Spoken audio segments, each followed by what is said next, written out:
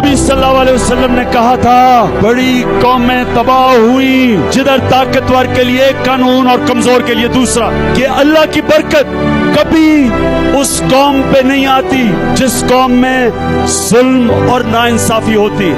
آج یہ عظیم ملک وہ اگر ملک نہیں بنا جو اس کو بننا چاہیے تھا، سب سے بڑی رکاوٹ اس ملک کے اندر ایک اس طرح کی قیادت تھی جو نہ میرٹ کے اوپر تھی، کہ مسلمان جو 700 سال سے زیادہ دنیا کی عظیم پاور تھے، سپر پاور تھے، وہ کیوں نیچے چلے گئے اور یورپ کیوں آگے چلی گئی۔ علامہ اقبال، شاہ ولی اللہ بھی بڑے عظیم ایک اسکالر تھے، ان دونوں نے کہا کہ ادھر جمہوریت آ گئی، یہاں بادشاہت رہ گئی۔ بادشاہت میں میرٹ نہیں ہوتی، جمہوریت جتنی اچھی اتنی زیادہ میرٹ۔